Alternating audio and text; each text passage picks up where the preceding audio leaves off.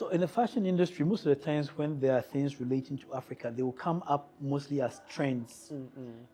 How have you protected Masamara from becoming one of those trends and to keep it as a movement to really be able to drive the change? I think the first thing was to understand the why, why we are creating, the understanding the message in which we are sharing through our creativity. And that's from early time, it told us that we were not going to be part of the trends. We were building something that's going to last long gone when we are gone, as we inherited it from the people who long gone. So with that, it automatically became a movement instead of becoming a trend that comes and go.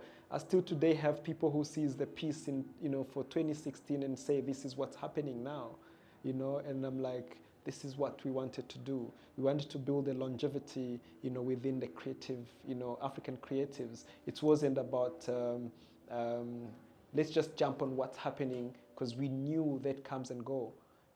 But if we wanted, because also it's not about hype, it wasn't about the vibes, it was more about educational. So it made sense to build that strong beginning, that strong why, and make sure that we live up to it. It gets better, it becomes very innovative, but it doesn't change, the how changes, but the why remains the same. Yeah. Do you feel like there's been a conscious effort within the global fashion industry to always keep things that create representation for African and African brands, mostly in the trend category, versus making it mainstay of global fashion?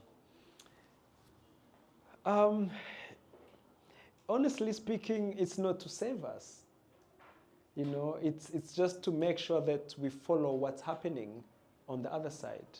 And that's why I've always said, what we do ourselves, once we start even creating our own trends, it will actually become more impactful if it comes from us. Yes, we can become the trend, the global trends from ourselves. We can collaborate with, the global, with the world, but when it's always coming from the other side, it means that we're already failing ourselves. We are failing ourselves because we're not visionaries, we are not the trendsetters, and yet we have so much diverse. So we should be coming up with these things every day, in our creative ways.